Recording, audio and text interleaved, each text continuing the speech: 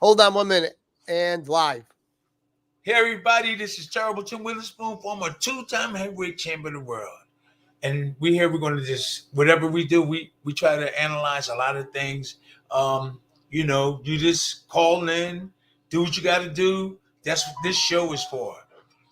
Good boxing, knowledge, and let you know what's really going on. Now, and Lyte's going to be a little bit late, everybody. Okay. He's at the gym right now. Now we getting ready. Oh, he's at the gym. That's good. We getting ready to watch was it an interview, Brian, or just a statement that Teddy Atlas made? I think yep. When I seen it, I couldn't believe it. All right, here we go. We'll probably play it again. We're gonna have people popping in and out. Yep, here we go. I'm gonna play it. Let me move my mic so we don't. Okay, I couldn't believe it. You got the right to be crazy and to get mad at me. Oh, you can't see because I'm saying that you're beautiful Canelo. Cinnamon. He is not quite as cinnamon as you want him to be out of the mouths of everybody. Okay, that's your right. You could be pissed off. I get it. Chef, how do you feel about Teddy Atlas saying that? Why didn't you show the video? Overrated Mexican fighter in history. He went on the rant. Why didn't you show the video? Oh shoot! Let me go over it. Sorry, everyone. I couldn't believe. Here we are. Everybody's in here now. I was playing it. I didn't realize it. There's no way he should be saying this. Frankie. Come on, crazy. You got the right to be crazy and to get mad at me. Yeah, because I'm saying that. I'm gonna play it right from the start. Crazy. You got the right to be crazy and to get mad at me. Yeah, because I'm saying that you're beautiful Canelo. Cinnamon. He is not quite as cinnamon as you want him to be out of the mouths of everybody. Okay, that's your right. You could be pissed off. I get it.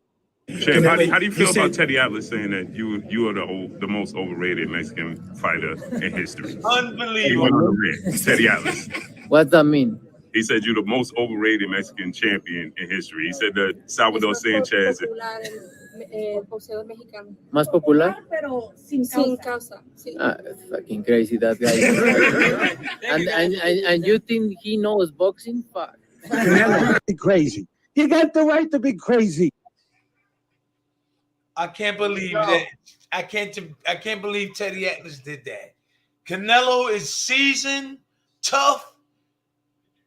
He don't listen. When he get in there, he get the job done all the time. I don't know what's wrong with Fred or with Teddy. I'm sorry, Teddy Atlas. Yeah, I can't.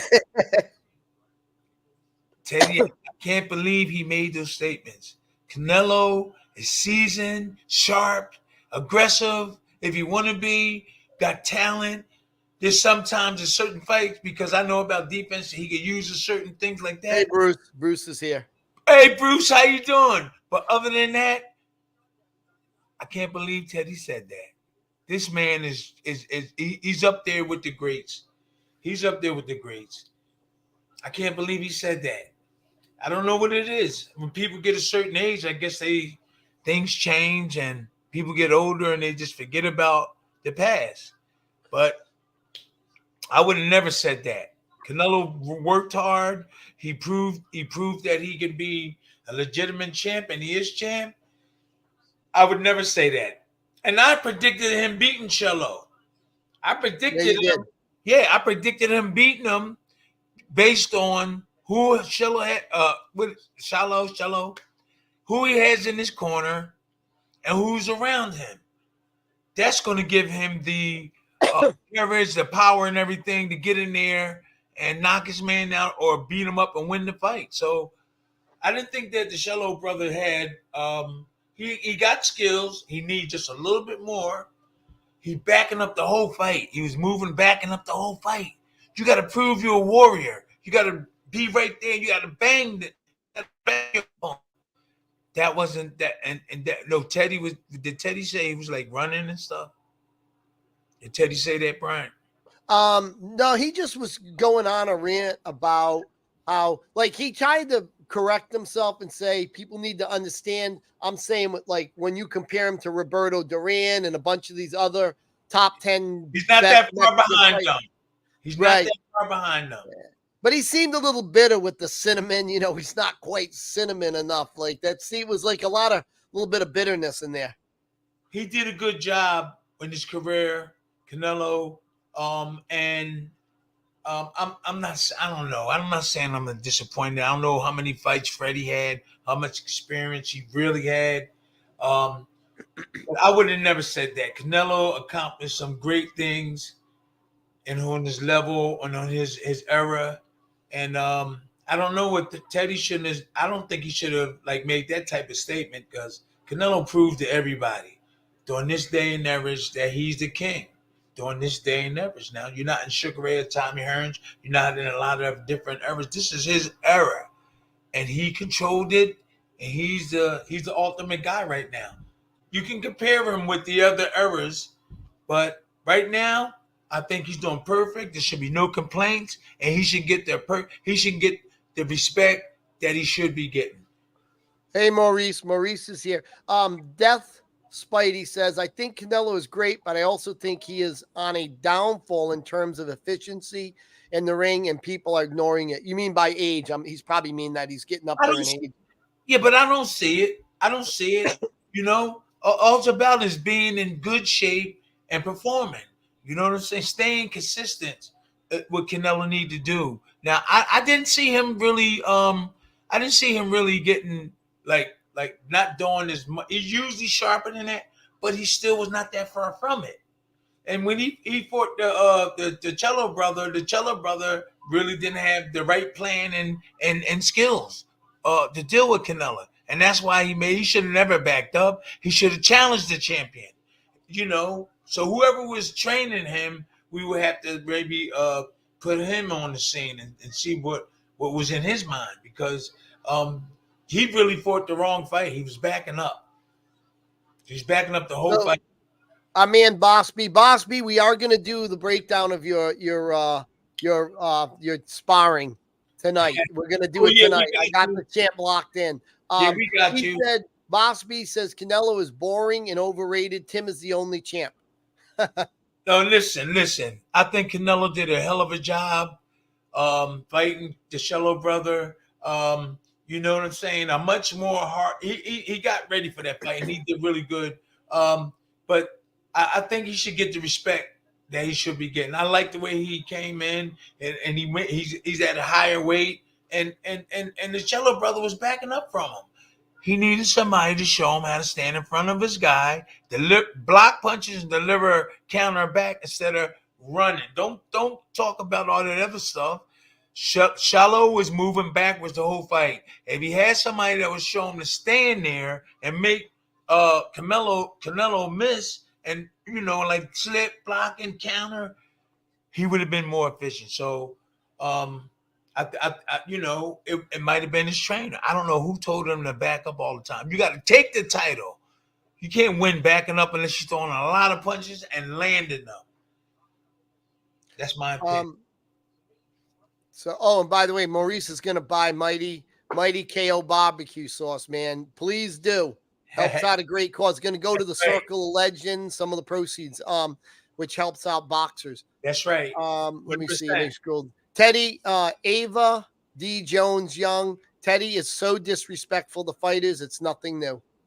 Listen, I agree with her. I know Teddy. I talked to him several different occasions. It maybe I don't know if it's an ego thing or whatever, but I think Canelo did really good based on all the things that was around, you know, the fight and everything. He did really good.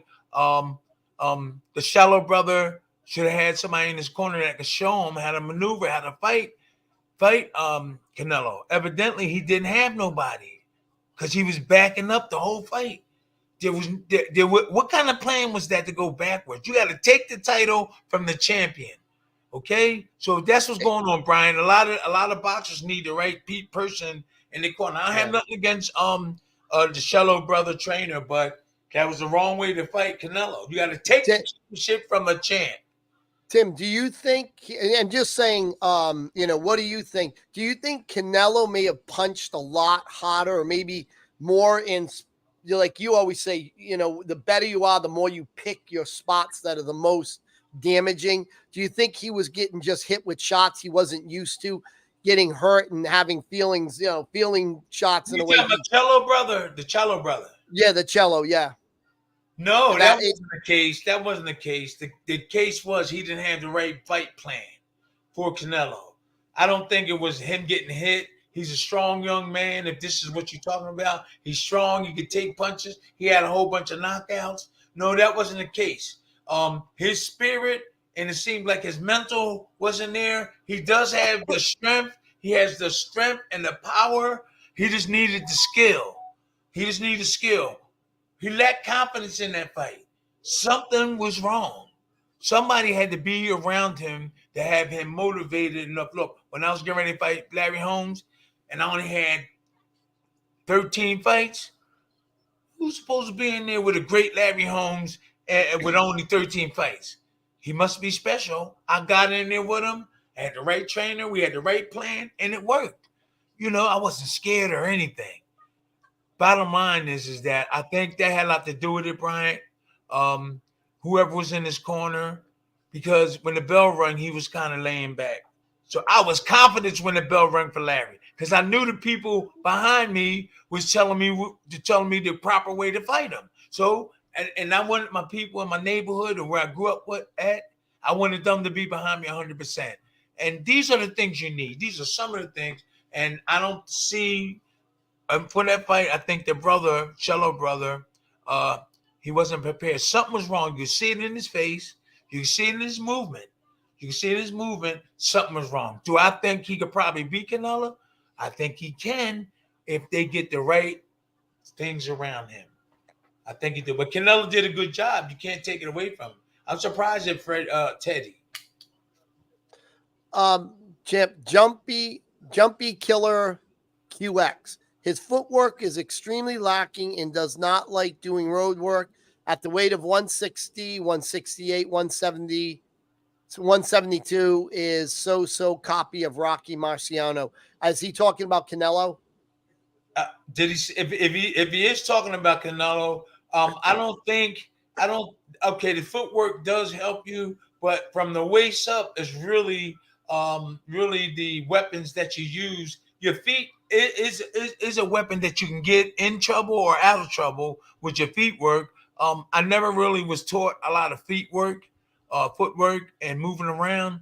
Some of that is natural. A lot of that is natural moving around, where your trainer just show you basic stuff with your feet, how you move. But then anything extra is like your natural movement. So when people say footwork, I think that the fighter gets groomed into that. He get taught the basic movement with footwork, and then there's extra stuff you do that's natural. So like I said again, when people say that, I don't get confused, but I kind of wonder what they mean by that, by the footwork, So the question was.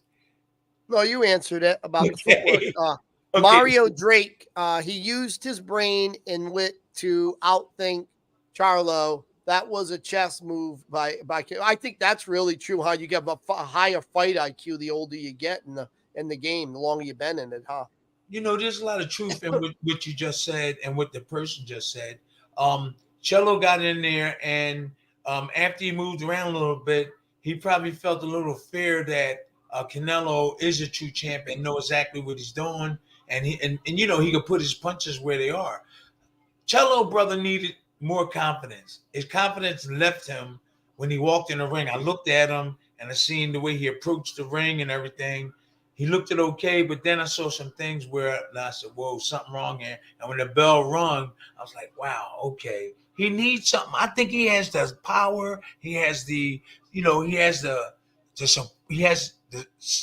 some of the right support, but there's some proper support that you need to really finish off what you have to do. And I don't think you could tell when he got in the ring. A lot of people can. I don't know what Teddy was watching, but I saw a little. He was like he didn't want to engage, and he didn't have that confidence, Brian. He didn't have that confidence. Nope. Take Bruce Gass, he agrees with me on that. Once Charlo felt Canelo's power, he was just looking to survive. I mean, that's the thing, is we all can kind of, have our opinions, but man, until we've been a guy like you or that guy Charlo, you feel one of the greatest living boxers' power and how they can plant those shots. I can imagine, Tim, it's a whole different world if you've not faced one of those beasts. But listen, Brian, that power don't mean trap if you know what you're doing. I understand what you're saying. That if you got the right guy in your corner, if you got the person that motivates you to believe that the guys that punch hard, look what Ali did with Foreman. Yep. Look what Ali did with Foreman. There's a lot of boxers wasn't really strong, but they had the heart and the skills to take their opponent away that was much stronger than them. So hey, look, the bottom line is that when you get in there, if somebody's strong, that didn't mean nothing. I used to like to fight them big, strong guys. I knocked them right out. 6'8", 6'7", 6'4". I knocked them right out. The shorter ones I had problems with. It's a matter of fact. It's a matter of your trainer and how much experience he has, what kind of games he can instill in you that make you go ahead out there and get the job done. We got to trick the fighter sometimes. We have to tell him the right things. If he's seen you fighting before, he can get confident. So that's the way it is, Brian. That's the way it is. Well, but the great Mike Tyson once said, everybody has a plan until I punch him in the mouth. So maybe that happened to him.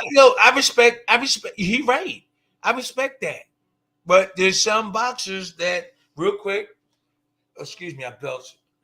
Your confidence comes from who's around you and your trainer and the people that support you. It all goes into one little thing when you get ready for your fight and the bell rings. Your people, your family, your trainer, and everybody's behind you. And you know how many people, like the world and everybody in the boxing game. If you get that feeling, you'll do a whole lot better. But if you think a lot of people, this and that and blah blah, that's kind of like that's not really positive. But there is boxers that get help from just thinking that his family, his friends he grew up with, his trainer, they get motivated with that, and they don't want to disappoint them. We have let's see here, Jumpy Killer QX for the Charlo fight. Canelo demonstrated that Canelo can improve his footwork, but he doesn't take the opportunity to be slick. I don't know. To be slick. Mm-hmm. I'm just, everybody keep talking about footwork. When I was like I said before, when I first walked in the gym, and from years after that, I never heard about footwork. All they talked about is placing your feet and bending your knees in positions where you can deliver power and get out of the way of punches defensively, and everything like that. But in terms of Willie Pep or guys moving around with their feet, a lot of that is natural, but there's some basic stuff you learn in the beginning, and then you can ad lib on stuff to your feet movement as you start using it a lot. So when people start talking about footwork, I just started hearing that in the last 2 years. But I did hear people talking about how you place your feet when you're fighting southpaws or when you're fighting orthodox. So there's where you place it, but footwork can be natural, Brian. Moving around and keep practicing like Ali did, and you'll get the movement right. And there is a trainer that can show you some movement, and you add other stuff onto your bouncing and moving around. But footwork was never really talked about when I was coming up. Ava D. Jones Young tends to agree with Bruce too. Cello felt that power and didn't want to get KO'd. Maurice says, I agree with Teddy in his Chamber of Truth video pertaining to Tyson. So he feels he was honest about Tyson, I guess. He was on spot with Tyson. How did you feel about him talking? What do you mean? I guess he did. I know that he did and I just remember snippets where he kind of said about talked about Mike Tyson, and I think how he was kind of disappointed with Mike Tyson. Well, how many fights Teddy had? I mean, has he been involved with? You know, me, I'm all right with him, but how many fights did he have? How much experience he had in the ring?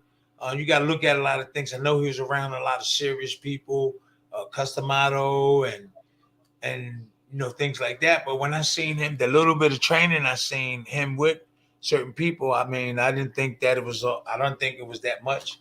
I didn't really think that. I think that Tyson made a lot of people famous, more famous than what they were when by being around them. I made people more famous when I was fighting because they was around me. And don't have to necessarily, and that might hurt some people's feelings, and don't necessarily mean that like you're talking about with but I did make people, even though I made them more visible where people know, wow, he was with Tim, you know. But in terms of skills, my trainer knew a lot of stuff. He did know a Hey, lot. champ, you Yeah. got a friend of yours here, Thomas Austin. It's Big Tom from the Poconos. Great topic. Canelo reminds me what I was always told: control center of the ring, win in the pocket, slip, counter, and be in control. I think Canelo showed that for sure. November 18th, Front Street Gym. I'll try to practice what. Oh, is that our man, Big Mike? Oh, right. That's yeah. Reminding us to do and what is that? Canelo, what show Wednesday? I don't know. Canelo showed. I'm sorry, showed us works. Great topic, Tim and Brian. Oh, that's my man. I got a picture of him and my son. Yeah, that I know. Did you went down there, right? What about Ray Gibson? Read Ray Gibson's. Canelo was Ray? too. Where's Ray? You Canelo read it, was Tim, because I can't find it. okay. Canelo was too defensively smart for Charlo. Canelo came out slow but fast by reading his opponent and seeing what he was bringing to the table. And once Charlo slipped, Canelo got him good. Hey, interesting question here. Bruce brought up. So, what do you think of Cello's trainer, Derek James? Oh, you're gonna make him step on one of those landmines. No. What? Listen, I think he's all right. You know, with boxers, they get to a certain level, and then sometimes they need somebody to take them further. So I'm not going to say that this man. I don't know if Charlo. Well, the bottom line is that some boxers get taken to a certain level, and then they're going to need more help, and they don't realize it. So maybe at this point, this is where the Cello brother needed some help, And it did, well, hey, and everybody needs to know how you work. Is if a fight is brought to Tim does not take that. Does not want to take the fighter. You come with your fighter as a trainer, and Tim educates both the trainer and the fighter together, so they can leave and continue what the professor. Tim's like the big professor up in the university. He's just there to pass on information to the other professors at the other universities, and that's how he treats. He's not there to take people's fighters, because I know that's always probably a little concern with some of the people. They come and they're going to bring their fighter that you're going to try to steal them. But, go ahead, Tim, talk about that. No, well, they worked hard together. They have a relationship. They just need a little help. I don't really feel like getting in the corner with somebody, but I see these things and we can correct some of these things together. I said I don't know everything, but nowadays it's not that hard. It's a lot of these things are easy. It's easy to try to correct. So no, I don't want to be in a corner, but you could bring me in just to help you with certain movement. That is worth it, because the promoters, and when I was coming up, if they seen something wrong, they reacted fast. They got somebody. They got my trainer. I'm telling you, I was everywhere. Slim was taking me everywhere, trying to straighten people out. And that's all you need. You didn't need somebody to come in. Look, some trainers can take you this far, but there's somebody can help you take you all the way. So I think this could be a situation where this is as far as the Cello brother can go, and you might need a little push. So, just reaching out. Ain't nobody trying to take your trainer or change you. They're just trying to help you. That's all. Yep. Pass on some of that old school knowledge. Yeah, there you go. Let's see what else we have here. Boss B, Charlo really have a nice, decent defense. He blocked many punches, but that's right. He's from I remember he's from South America, so I gotta read slowly because it don't flow right. Block many punches, but for some reason, one guy was trying to win, the other one trying to survive. Charlo have to go and give the life. Give the life. I don't know what he means. Well, real quick, I guess he wasn't assured. I don't know of his defense because you kept moving backwards. If you had an okay defense and you could block punches and counter, why'd you keep stepping back? It's okay to step back, but not the whole fight, not the whole 10, 12 rounds. Okay, so he definitely needs some help. He definitely needs some help with when he's fighting guys like that.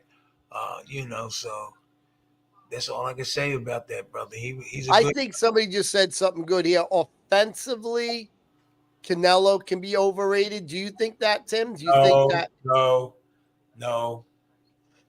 I think Canelo is okay. Canelo has got it going on. I just like the way he moved. I like his courage. I like the way that he exchanged punches. But there's got to be somebody out there that could probably he would have to learn or find something out. Some of his opponent's strength. Suppose you go into a boxer a boxer that has a lot of skills. He has a good trainer, and he's taking advantage of Canelo. Canelo might need just a little bit of somebody helping him also. So you're never too old or never too. I don't care how many belts you had. You know what I mean? You might need somebody to help you with something. But Frank.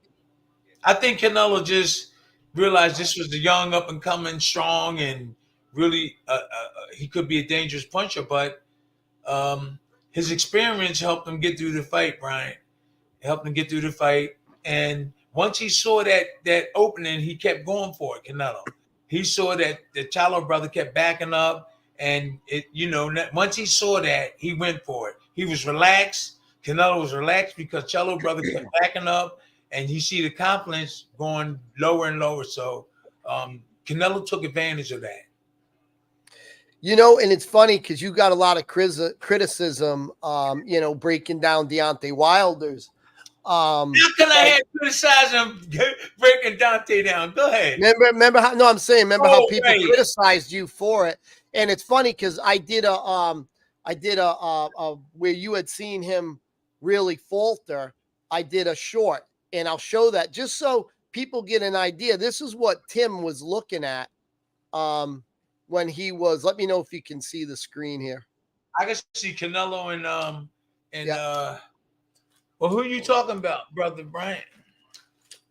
Deontay Wilder. I just wanted to show what you were looking Deontay at. Wilder. That's Teddy. No, I know. I got to go. Hold on. I'm trying to go into the studio. I'll pull that right up just so people kind of get an idea. Thank you, Frank. Thank you, Frank. Frank says, shout out. Oh, is it Frankie? Shout out to the champ. Yeah. All right, here you go. Shots from Deontay Wilder. Those aren't just scoring, but they're doing damage that show up as the fight progresses. Fury knows this is a very different battle. Now watch what he does here, champ. This is what you talked about. This hand way back here. No defense. Chin way up. And then he goes here again, like you said. You watch here. He's going to do a similar thing. He's going to pull this arm way back. No defense. Chin still way up. Even though he's successful with that right hand, he just he should have it here at all times. Yeah. Instead of winding it up, he should hear, bam, straight in. But he's doing good with it. There's nobody out there to defend it though. So yeah. So what we doing? Is Canelo next fight with Mexican monster David Benavidez? Okay. It says, what's that say? Lots. I like I like that one first. Then Terrence Crawford and Canelo. Well, I think that Canelo will beat Terrence Crawford also, unless Crawford has he has to get better too. He'll beat Crawford too. They got to get these. They got to do Yeah, it. you've been predicting that if they get in the ring, Tim has been predicting that all along that Canelo will win. Yeah, he'll beat Crawford too. That's Now, my is Bruce out there? Is that fight still on, or is that in the? Or does anybody know if that's still in the works? I know there was talk about it, right? Canelo versus Crawford, and they talked about going up and down. You and Bruce talked about that in the last on a live a while back. I don't know if Bruce is still in here. I know he's following that. They talking about Wilder has to improve his defense in order to really be successful, and he right about that. You know, Deontay Wilder has to improve his defense, and Hey, Andrew. Andrew popped in to say hi. Andrew, what's going on? Salute. Bruce says it's just talk. There's nothing really. And there's Bruce, nothing official. And Bruce know his stuff. Yeah, he does. That's why we asked. That's right. Great Bruce. He's the boxing like guru guy in the cave. You go up to ask all the ancient questions about the sport. Who's David? David. Eva. It says Jones Young. Oh, I guess they saying is he gonna fight Crawford? He's not gonna fight. Who's he fighting? They got for a guy in the beginning. Oh, he's gonna fight Benavidez. Okay. I seen him one time, Benavidez, but I heard so much talking about him. I heard so much talking about Benavidez. I briefly seen him fight, and I said, "Oh, that's not too bad." But I got to follow up and watch him. I got to go look at some footage of Benavidez. I've been hearing his name, Brian. I've been hearing David is already his size. Let's go. Okay, who's that? David is already his size. Here's the guy. He's pretty ripped. He looks Who's like that? he's ready to go. That's Who's Benavidez. that? Oh, Benavidez, yeah. Yeah, he looks like he's taking it seriously. Yeah, I've been hearing a lot about him. Benavidez, yup. Okay, who was that? Have you heard from James Tiller? Quick Tillers, not since I knocked him out. Nah. No, James Quick Tillers, he's a really good guy, and we had a really good. It was really nice the period of time that we prepared for each other fight. I had to pull out of a fight because I was sick, and then when I got ready, he was like, "Yo, you wasn't sick, you were scared of me." Then when I got ready for the fight, I knocked him out in the first round. He went 10 rounds with Tyson. I just walked up to him, walked him around, and it was over. You know, this is David B has been at 160. No, Tim, this is Eva. Hey, Eva, how you doing? No, he needs to fight David. I don't know. You might know more about this, the David Benavidez. Oh, he talking about who? Canelo? He says, Eva D. Jones Young. Eva, Tim, it's me. Eva. I don't want to embarrass myself.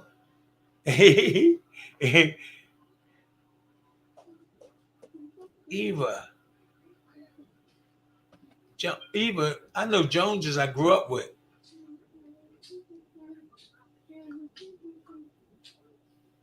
Whoever doing that music is hey,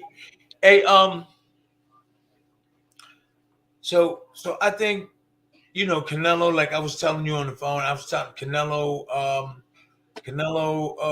has reached a certain level, and I think he relaxed more now. He's doing a lot of going around business. I kind of like know what he's doing, going to an events, probably showing up places, because he worked his way up the ladder, became champion. And you know, now this is a period where he could just relax just a little bit. And you can see just a little bit of Canelo, not the real Canelo on that fight, actually. You didn't see the full Canelo at the fight when he fought Charlo. Okay, but Tim, do you believe that Canelo is on roids? Oh, I don't know about that. I don't know if Canelo. I don't think that. Look, so I don't know if they're making excuses. I don't think that.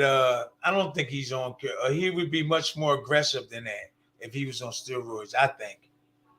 Do you believe that Canelo is on steroids? Okay, 3 times. Hey, Eva. Okay. Importantly, been Canelo's mandatories for 3 years now. More importantly, I don't understand that, Brian. What? I'll represent you. What's that, champ? John Durant, is that John? Wait, I gotta put my glasses on. He's saying John Dro. More importantly, been Canelo's mandatory for 3 years now. 3 times world champ. I don't know. Did you ever spar Vander Holyfield? No, but my older brother did, Anthony. Oh, I'm belching. I had that smoothie. My older brother did. He sparred with him. He's my favorite heavyweight from my era. How much did you rate him? I think he's of complete in any era. No, in every. I don't know why it didn't go through. Oh, so Vander Holyfield was strong. He was tough. He's relentless with his punches. I think his skills was limited, even though he was powerful, like slipping punches and relaxing, like a Sugar Ray Robinson or something like that. He wasn't like that. He kept coming forward. So he was strong. But if he wasn't strong, we wouldn't be. I don't think we would be hearing too much about Evander. He trained real hard. You've seen his muscles and all that stuff caused him to be relentless. He kept coming forward, throwing hard punches. So Evander was a tough opponent. Did you ever spar Evander Holyfield? No, champ. He's my favorite. Okay, that's okay. My brother Anthony did. My brother Anthony was very powerful. You just seen me in Atlantic City, New Jersey, at the Hall of Fame. Oh, okay. I was there. Let me put my glasses on. I was there, man. I feel really bad, man, because I know Eva. That's my girl. Me and Eva. Bruce Gas. The way boxing is set up, you pass a drug test, you are presumed clean. Okay, so Brian, you have to let me know about that. I would like to see Jake Paul fight Canelo. He'll beat the hell out of Jake Paul. That's Tomahawk said that.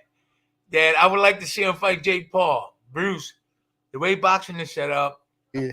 okay, you pass a drug test. Okay. Who it is? Darren McKellar. Why did Holyfield never fight you? At one time, he was supposed to fight, but he had something wrong with his heart or something. They said that he had a problem with his breathing and his heart, so the fight never came off. But I think that his management and his promoter and them might have been a little bit of like, I don't think we should mess with Tim, because they didn't know which one was going to show up. If the real Tim show up, these boxers are in trouble. So I was really being mismanaged. Wait, I'm gonna put it up on the thing. I was being mismanaged in the boxing game. My mind was like up and down, and some of the fights I got up for, some of them I didn't. So I think he would have really did good at that time because I wasn't really thinking right. A lot of things was happening. Why did Holyfield never fight you? That's one of the reasons why Lou Duvin didn't want to fight, but Holyfield was sick at that time, and that's why the fight never went off. David has been mandatory for Canelo. Okay, that's cool. Then that would be a nice fight for everybody to see.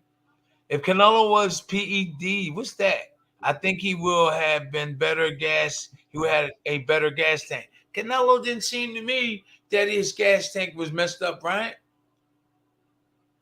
He didn't seem to me that his gas tank. What's the matter, champ? They said if Canelo was on PEDs, I think he will have better gas tank. What's PEDs? PED. I don't know. These. Okay, I don't know what that is. Gennaro. There was barely any testing for this last fight. Canelo has already been caught for steroids use one time. Oh, I didn't know that. I didn't know that. Okay. This is the right time to beat him if he's not on it.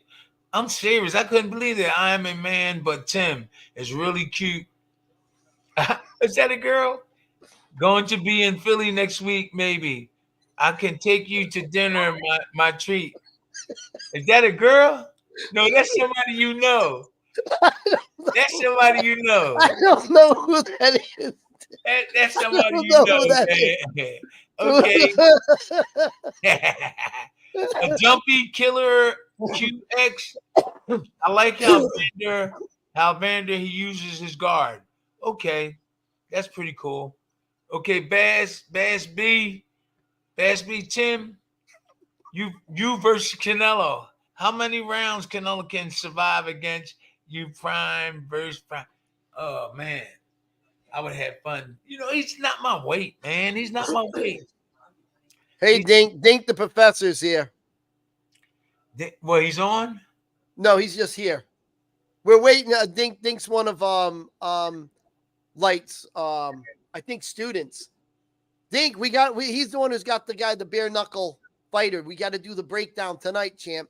I've been on him, Dink, about getting that breakdown done. All right, so then then I can go to bed. Then I can go to bed. We got lots to do. You up all night, Tim. You better drink some coffee. coffee. I don't know. I'm tired as hell now. Yeah, the nursing home wants you guys in bed by what? What's it? By 10? I remember that when that happened to Holyfield, said he had a heart attack. Yeah, see? Yep. That's what Gerardo said. Okay, jumping killer QX. Tim has much power for Canelo. Yeah, let's don't even talk. You know, listen, because I would knock his behind out, even though I love that brother. Who's the face of boxing? I don't know. That's hard.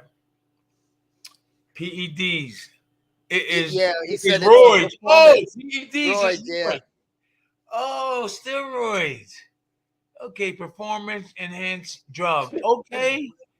Whoa, look at all the information we getting. PEDs is performance. We're gonna be doctors before you know it. Huh? We're gonna be doctors. Hi, Tim. I feel these young guys are missing the boot by not hiring you as I can give a lot of information as a trainer. That's really good. I mean, there's a couple other guys out there that can get the job done.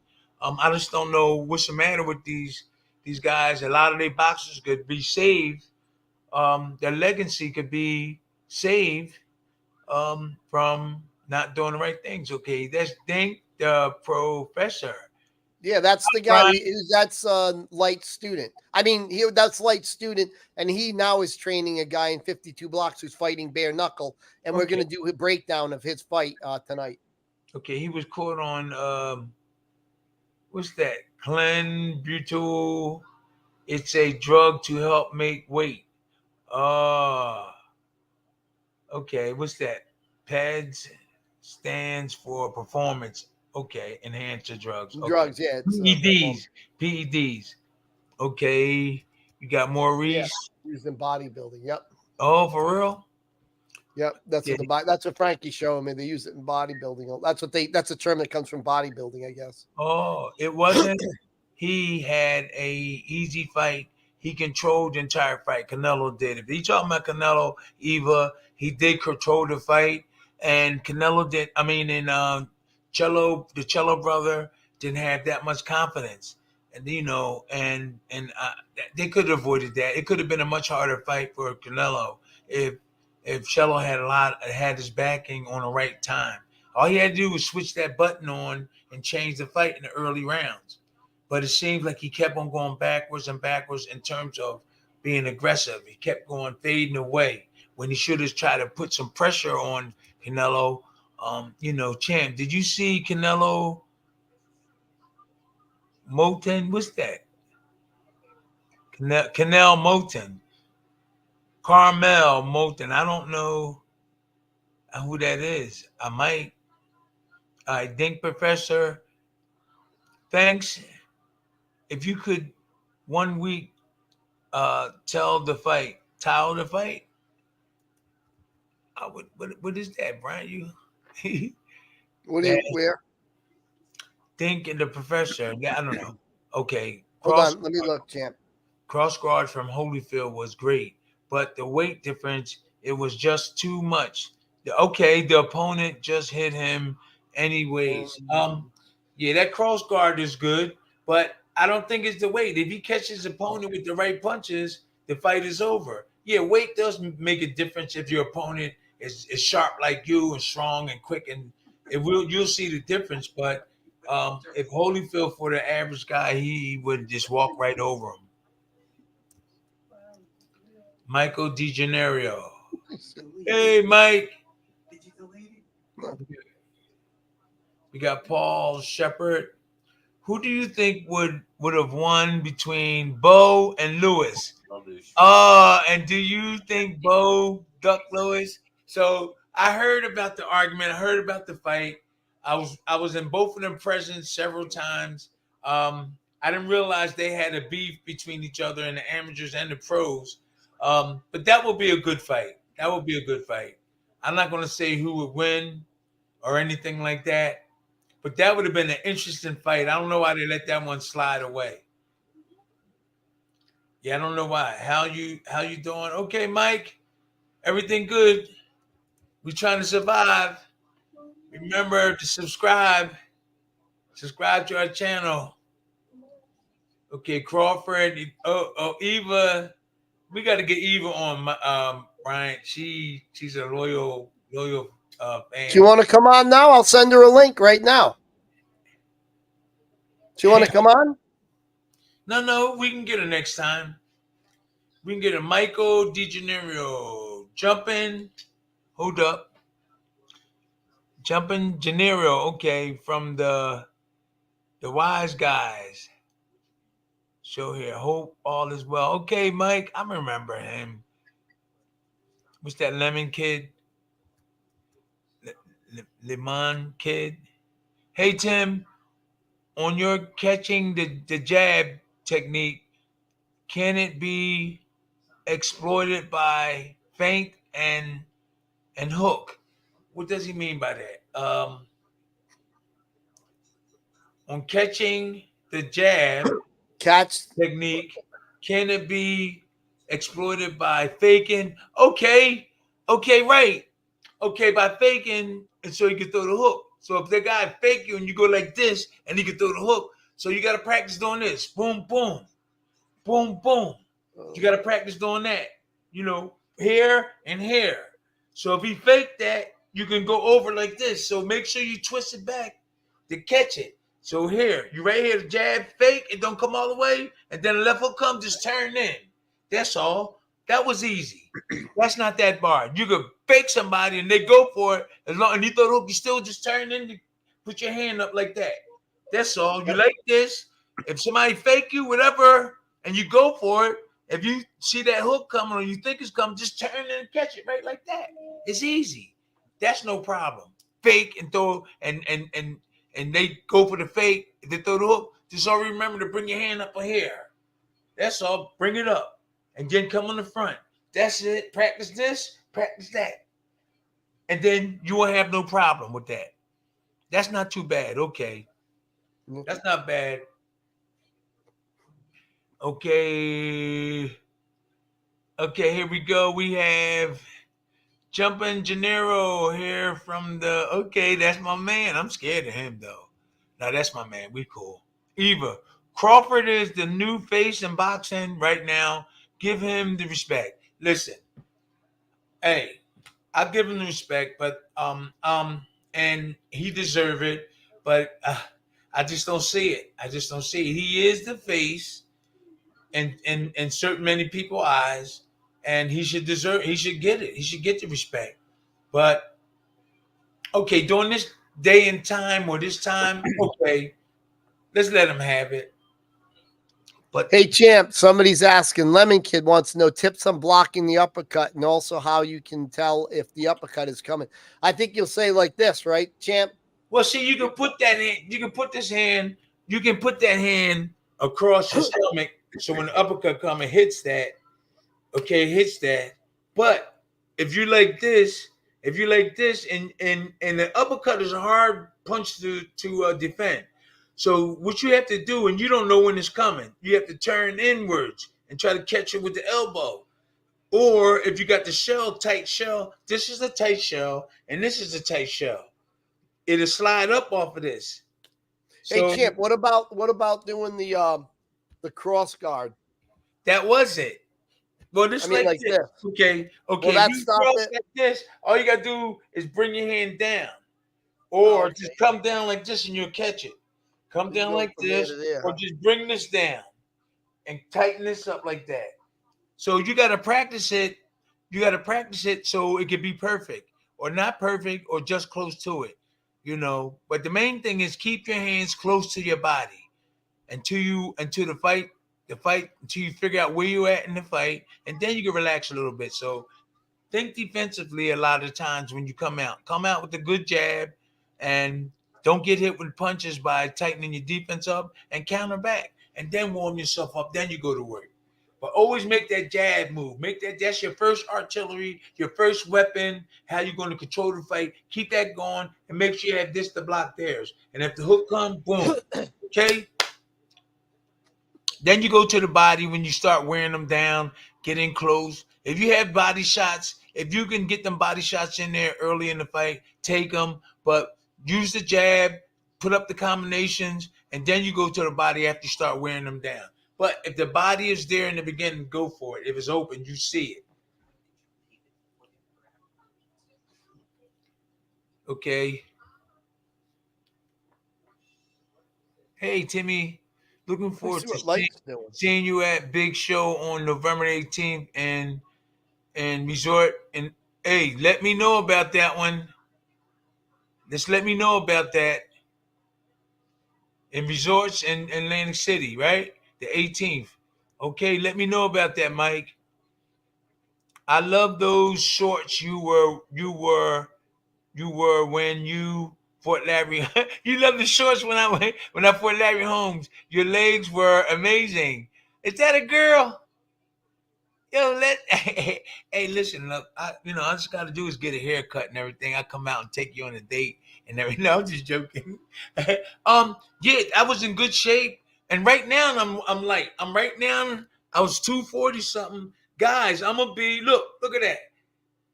I'm gonna be 230 something, ready for exhibitions.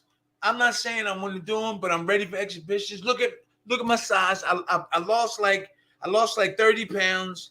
Okay, I'm not ashamed to show it. It's down. So I'm ready.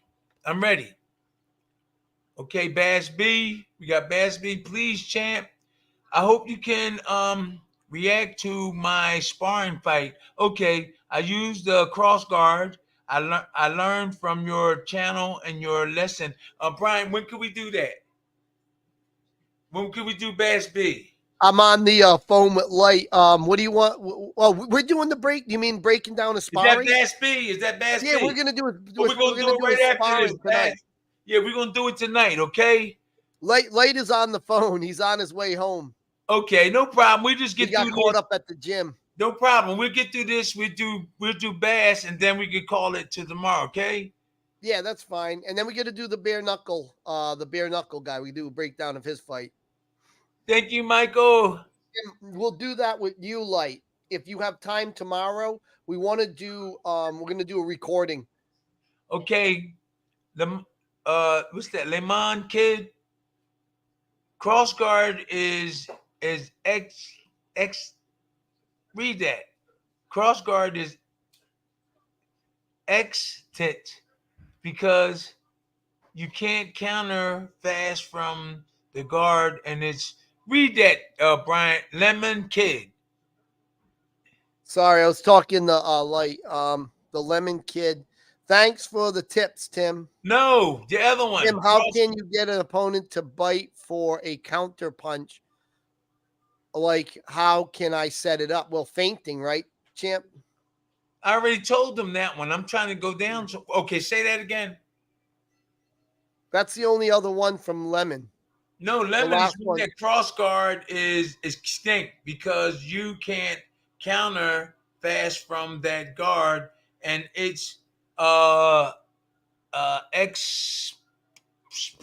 politito. Listen, your cross guard is easy to catch. You got to read it, Brian. It's All right, I'll read them. At 8:48 p.m. 8:48. You Yeah, got you it. can easily counter with the cross guard. That's easy. I'm telling you, the cross guard is how you do counter because your hands are up there. The cross guard, that's easy to counter. That's when you counter because it's hard to hit your head. You slide your hands down for a defense. If a body shot comes, you slide this down and lean into him, catch him. You can throw hooks from there. Oh, that's real easy to throw if that's what he's talking about. If that's what Lemon's talking about.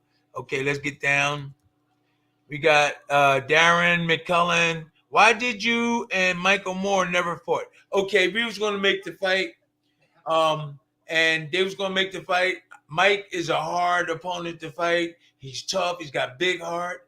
I knew I could have won in good shape during that time. My business and everything wasn't on the right level. But I would have fought him eventually. And I knew with the right backing and the right teaching that I think I would have beat him if I had a month and a half of good training. Because Mike is a tough opponent. I've seen him. He's a southpaw. I know how to fight a southpaw. I'm really comfortable fighting a southpaw. He would have fell right into a lot of my traps. But he is a hard opponent to fight. Why did you? Okay. Catch the jab and the hook with the same hand. Yeah. Here. So right hand, you do it real quick, little boom, boom. And then throw your hook behind it. Boom, boom. I learned a thing or two, and they're best friends, right? The shoulder and this hand are best friends. Yeah. When you fight in the southpaw also, but this is it. You catch your hair. Here's a right hand. Here's a left hook. Okay, it's like this. Boom, boom. It's easy once you practice it. And then if they throw the left hook first, you go boom, then forward, then throw uppercut, or boom, boom, throw hook. This hand shifting from one side to the other side, but your shoulders got to move along with it. That is easy. That is so easy. That made me feel comfortable when I was boxing. That the stuff that the old timers taught me, I felt comfortable. Okay, Flowers 2. Number one hottest legs in boxing. Every man would agree with me. I wonder, is that a woman? Flowers 2. I better look her up. Troy Scott. I think that Bo got ripped off in the Olympics against Lewis. Okay, I did watch that one time, but I didn't. I just thought it was an okay fight. I don't know what happened, Brian. We need to look at that fight and then acknowledge it at the next one of these next ones, because our fans, our people that we love, they want to know stuff. And Yep, you got it. Yeah, so we let's do that, especially if they join us in the next time. I agree with that. We gotta let Troy Scott know that. Okay, Eva D, Jones, Young next week. Jones and Young. You talking about Roy Jones? You talking about Roy Jones? Oh, Tim. By the way, everybody, Tim's going to Saudi Arabia the end of this month. So going to be an exciting time for the Fury fight. Yeah, we're going to go watch that fight with the martial artist guy. Tips on blocking the uppercut, and also how can you tell if the uppercut is coming? I never see it. Listen, you said exactly what we've been saying. It's a hard punch to defend. You don't know when it's coming, and so you got to keep moves coming inside. When you see somebody turn up like that, just try to catch it. Or if you leave your hand If you leave your hand down like this, just leave it there and then slide up off of it. But this here, you got to turn in and try to catch it. Okay? Mm-hmm. Yep, you got to do that. Tips on blocking. Okay, the most common question is, who was the toughest fight? What I want to know, who was the one who you underestimated? You should be reading underestimated until they entered the ring, and you realize, this one is gonna give me a run for my money. Okay, who I underestimated, and when I got in the ring, they really Tim, let me see if I can guess this one. Pinklin Thomas. I didn't underestimate him. This guy was a short, tough, strong guy, and I underestimated him, and he won a decision on me. But I didn't train the fullest because I thought I could just go in and knock them out, but he was tough. I forgot his name. I'm going to have the list of names next time we come, just in case. Yeah, so it was one of my fights. He was hard. He was tough. He kept on coming. I knew that he wanted the world to know that he beat me and stuff. You know, I didn't really train hard. I forgot his name. He was short and stocky from down south. And they gave him a close decision over me. But that's when I was going through a whole lot of stuff with the promoter. McKean Street Finest. That's my man, Rami Ali. He was born right across the street. I used to see him every day and talk to him. 50 McKean. Okay, here's Frank Sealine, whatever, Tim. We all agree with Flowers. Your legs are amazing. Do you shave before you fight? Man, I don't shave my legs. I don't shave no legs. I got 5 daughters, and I haven't seen them shaving the legs. You get hit with uppercuts when you squat, or when you was that? Oh, yeah, Joe Namath. That's right. Joe Namath used to do that. What? Evil. No, Frankie was saying he's talking about Joe Namath. No, none of the young people know who we're talking about. He used to shave his legs. He was that hockey player. Oh, football. I'm sorry, football player. I play football. Lemon Kid. Tim, how can I get an appointment to bite for a counter punch? Like, how can I set a trap? What does he mean, Brian? Tim, how can I get an opponent to bite for a counter punch? Like, how can I set up a trap? So I think what what he's asking is, how does he set somebody up? So I guess you always talk about feinting. So a feint is a great way to set somebody up, or you bait somebody with one punch and one movement. He can slip, or he can be in the position to slip and counter. Make your opponent throw. When he throws his punch, you make a miss, and then you counter right back on him. Like something like, if he's looking for a direct technique, maybe something like the can opener. You go high, and that was one of your favorite. Okay, you can shoot high. You set him up with a high shot, and then one to the rib, one to the other rib, left, right. You throw them around the pelvis. You throw your body shots around the pelvis. So you shoot this up, and that'll occupy his mind a little bit because he knows up there. You shoot up here, then go down with 2 body shots down low. And you were very effective with that. I've seen a lot of your fights where you. Up, one really boom, boom. But the right hand is the one that starts it off. Like, the jab goes up, and then you dip down to the right hand. Boom, boom. You'll definitely get that shot in. Oh, excuse me. 2-5. 2-5. There you go. Tomahawk champ. Read that one. We're going to stay, guys, till 9:30. Yeah, Lyte might pop on. He was just getting home. Where's it at? Oh, across the street? Yeah. You better hurry up. Walking like that? All right, I'm sorry. You better hurry. Leave the door open. Close it, though, but don't lock it. I'm sorry, guys. That's my daughter. All right, what's going on? You're at Tomahawk there, champ. Okay, Tomahawk. Let's get it on, Tomahawk. Cuz said to stay close to. Hold up. Cuz said stay close to your opponent so he can't uppercut you. And keep your back. Is that straight? Straight. Yep. Keep your back straight. Don't lean forward. Bend your knees and get to the side.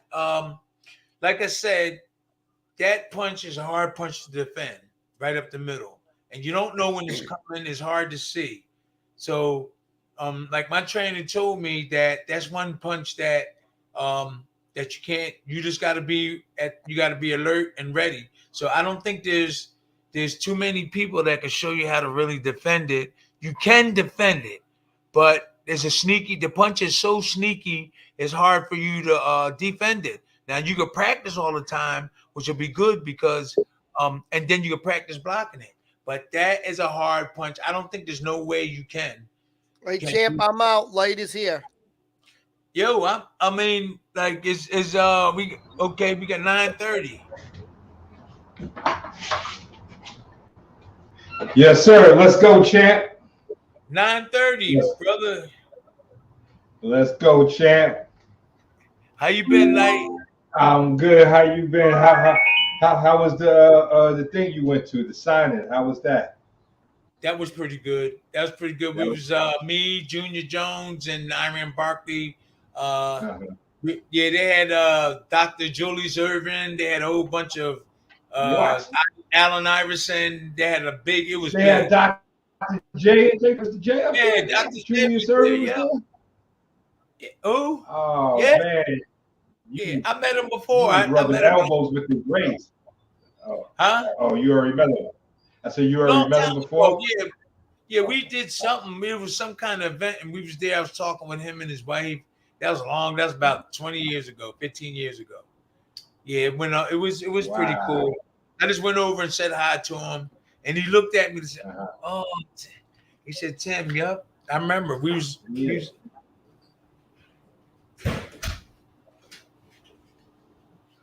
What is that? Bracelets. Okay. Wait, let me see the mail. Oh, come here. Come here. Let me see that. Hold on, I'm sorry. It's called Duncan's bracelets. One of them. So what's in there? Something to eat? Yes, Duncan's bracelets. Don't be. Yes. No, why you I'm sorry, guys. I'm sorry. Yeah, we got to check. Shania trying to sneak something by. Check the niggas are all right. Yeah. You got to do that. So, so I didn't get I don't know if you already spoke about it, but I gotta ask you, what happened to Charlo Canelo fight? Was he just scared? Was it what do you think? Did he feel the power of 168 and say it's time to skate, or is it just did he just come to get a check? No, we talked about that too, and little that I do believe that it comes from the confidence that he getting from his corner people, and maybe a little bit from I don't know, genetics. I don't know. The bottom line to me is that he was powerful all his other fights, and I think psychologically for this fight he wasn't prepared. So you do have to be prepared mentally and physically for some big fights. So, and this probably was him that he had to get. So I think he had to have the right people with him to give him that. So he was good in the beginning, winning all the fights, looking good. But this particular fight, he needed the right people in his corner to give him that confidence. And that's what boxing is about. I had to do it. When I got my trainer, Slim, that confidence just went straight up. So there are probably some things that had him not really feeling really confident. That's what I seen. And he's big, he's strong. I'm saying he's strong, he got good skills, but mentally, what was wrong with him? Backing up the whole fight. That wasn't cool. Yeah. Something wrong. Yeah, a whole lot. And the whole lot of defense. You could start seeing the lack of defense when you in front of a shooter you can see the what he wasn't working on, which was as far as defense. Hey, Lyte, you want me to play what you want me to play what Teddy Atlas said? Because we played that in the beginning for everybody. It was like kind of the big controversial thing. Oh, I think he lagged out on us. About the Mexican fighter. Yeah, you saw it. He talking about the. Yeah, I heard about it. I ain't heard about it. All right, yeah. Let me play it for you. Get your Can you see this, Lyte? Let me refresh it, and you get an idea what he said. This is like what's crazy. You got the right to be crazy and to get mad at me. Yeah, because I'm saying that you're beautiful, Canelo. Cinnamon, he is not quite as cinnamon as you want him to be out of the mouths of everybody. Okay, that's your right. You could be pissed off. I get it. Chef, how do you feel about Teddy Atlas saying that you are the most overrated Mexican fighter in history? He went on the rant. Teddy Atlas. What's that mean? He said you're the most overrated Mexican champion in history. He said that Salvador Sanchez. Más popular? Pero sin causa. It's fucking crazy, that guy. and you think he knows boxing? Fuck. Okay. Even the guy with a different language, I think Canelo Canelo fired back right. He fired back. I can't see to say Canelo is the most overrated Mexican boxer. That's terrible. That's terrible. That is. Of course, I would go with Julio Cesar Chavez if we want to talk about. No, I think Julio. I'm gonna go. I don't think Julio is overrated either. Julio was a killer. I'm not saying he overrated. I think he's one of the greats. Yes, Caesar will probably be one of my top Mexican fighters. But Canelo being overrated, that's crazy. That's insane. Yes, that's insane to say. And I think Teddy Atlas is losing some of his Atlas. I think he lost some of his Atlas. So yeah, Teddy's losing some Atlas. The thing is that it's probably that's terrible to say. Get my juice out the refrigerator. Yeah, that's showing how much knowledge and intelligence you had. I wouldn't say that about Canelo. Canelo proved and showed people that he deserved what he's getting. I would say I would be one of the guys to say that he didn't didn't reach that level, but he did. He did, man. And you know what? I think they caught him when he relaxing. Right now he's relaxed. He's retired. He was retired. He lucky Canelo wasn't training straight through. He was relaxing. Excuse me, I'm belching. He relaxing and he been going around doing meetings and stuff. Because he marched up that ladder fighting everybody, and then he was champ. He had to help up the fights, and I'm sure he was relaxing right now. And they offered that fight, and he just tried to get ready for it. So I think that if he was constantly trained in good shape, it would have been even worse.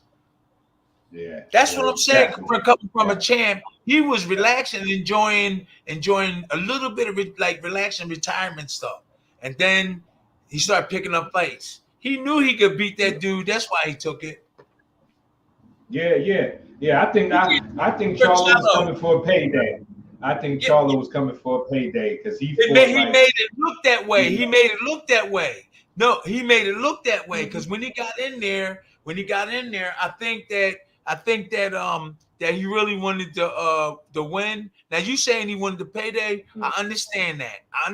That's a legit question to ask. But I do believe that he started out trying to really think that he could win. But then when he saw some things, I think all the confidence just left out of him, and he started going backwards. Yeah, but in the beginning, I think no. You know what though? I did see him walking up to the ring, and before I did see some nervousness. See some nervousness. During the press conferences, he was giving Canelo a lot of praises, and I'm not saying you can't praise the man next to you, but it's kind of overdone. Like even when Hagler fought Duran, you know, they said Hagler could have really went harder at Duran, but he was just so in awe of Duran that he didn't fight the fight he should have fought because he was just so in awe of being in the ring with Duran. And Charlo almost kind of gave off that same thing. Like he was such in awe of Canelo that he never switched it to his, like, I'm going to get him up out of there. Or maybe he felt the punch or something like you said, something changed because that he did come out looking like he wanted to win, and something changed dramatically. And then he was on the back pedal for the rest of the night. That's true. You know, looking at the pay differences, what's crazy too is that Canelo got $50 million for that fight. $50 million. How much did Cello get? 1.4 million paid out, and they said after the pay-per-view, probably like 6 million. 6 million. 6 million. They said, yeah, after pay-per-view and everything is paid so out. Cello only got 1 million. Guaranteed what they gave him up front, like 1.4 million up front, and then everything else come off the back of the pay-per-view. Yep. Canelo got 50 million. I think he got like 25 up front. He got like 20 something up front, and the rest off the pay-per-view. I say incredible. Who? Canelo? Canelo got like 20 something million up front, and then the rest. Whoa. Brother only got 1 million. Incredible. Yep, Charlo, he only got 1.4 million. Whoa. Whoa, incredible. That is. I thought he was going to get a little bit more than that. I thought he was going to make at least, 10, 15, maybe 20 million off this fight, maybe. Yeah, but Canelo is still the man in boxing. The man to pay. He got sold out. He got sold out. Yeah, he is still in control of boxing. He still has boxing in the headlock. 50 million. Oh, this big is there. The Cello brother got sold out. 1 million. Yep. 1 million. 1 million. You serious? But they said 6 million after the pay-per-view. After I looked it up because I wanted to see the numbers. I looked it right on up and I said, this is a damn shame right here. This is a damn shame. But I guess it's the problem. I don't know if that's Charlo's biggest payday. I'm pretty sure that could probably be one of his biggest paydays because he was guaranteed. Pay-per-view. Yeah. He was guaranteed 6 million. He was guaranteed the 1.4 million. 6 million after the pay-per-views come in. Yeah. Wow. So he got to wait for the rest of that. Yeah, see how they tally up. But the fight, it looked like the fight did pretty well. I think it did pretty well. Canelo packs a crowd, and so I'm pretty sure he'll get his money. But yeah, Canelo is still in control of boxing. He is still sitting at the top with a payment. Oh yeah, Salvador Sanchez. You are right, Lemon Kid. We cannot forget Salvador Sanchez, one of the Mexican great. I love me some Salvador. I love some. When he fought Bazooka Gomez, I think that was one of the best fights I've seen. I think Bazooka Gomez, when he went into that fight, he was 34-0. 34-0. 34 knockouts, 0 losses. So Salvador wasn't fighting no punks. He was fighting the best of the best. Definitely can't forget Salvador. Shania. Champ from Texas, who we got? Steve Harrell says, way to go, champ. Indeed. What else do we got on the boxing talk side right now? Hold on. Yeah, so we got Devin Haney Regis pro grade coming up. And I think that's going to turn out to be a good fight. I think Regis and Devin Haney going to give us something. Because Regis ain't no punk. So I think the Regis-Devin Haney fight is going to be a good fight. That's going to be a good fight. Because Regis ain't no punk and Devin Haney ain't no punk either. I think that's going to be a surprisingly good fight that is not really being talked about, but it has to be a good fight. Regis didn't look so good in his last fight, but I think he's going to show up for this fight because Haney got a jab on him. That boy got a jab. They both could use I was messing around with some of the other dudes. Huh? They both could use a little help.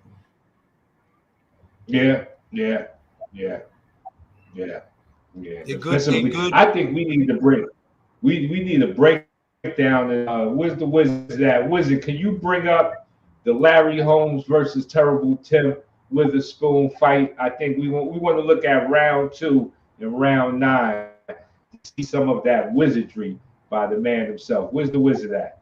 Oh, okay. Looking back there, Alan Winters. I met you at the VA in Philly outside with your daughter.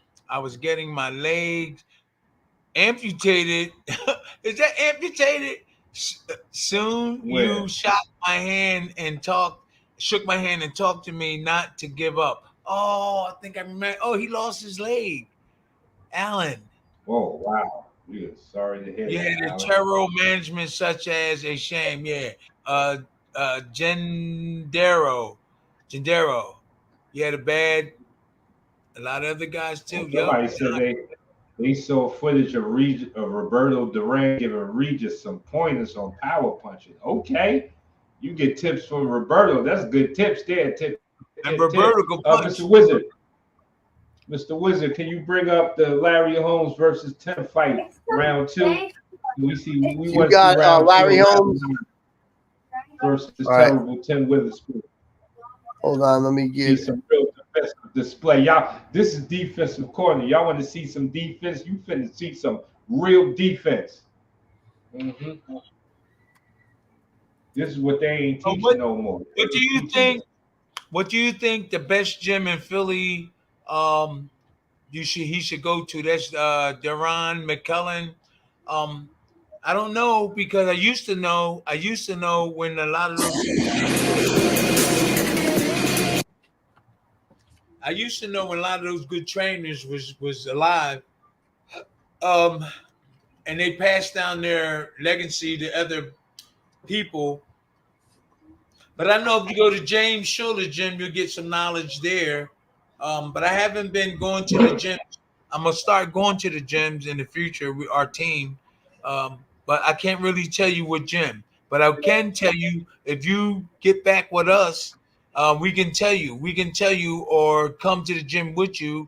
And that's exactly what somebody should be asking other people. What gym should I go to? What trainer should I acquire? Or, that is a good move. Somebody just asked that, Brian. That's a good question. I haven't been in the Philly area, but I know a lot of those good trainers with the good talent.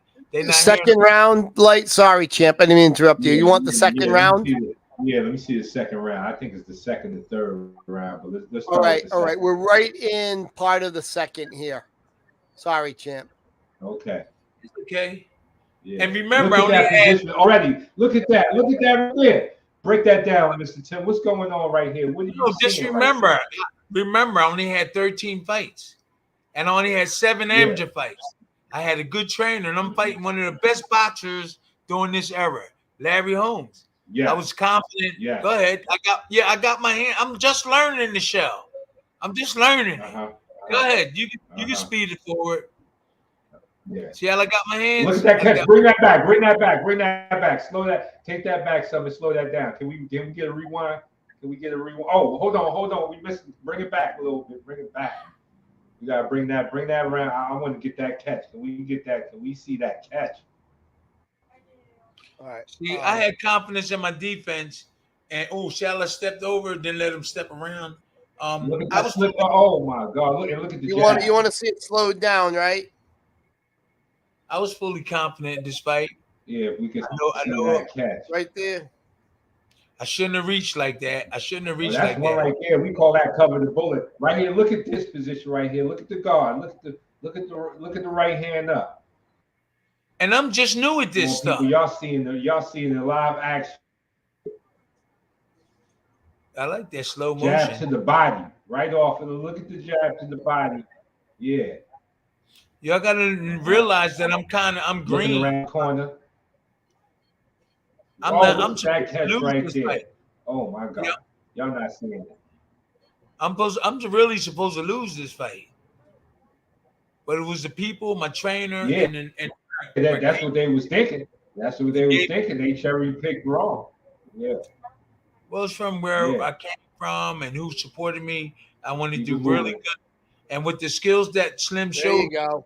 I felt real That's confident. a good one right there, isn't it? Oh my God, that was a 4-punch catch.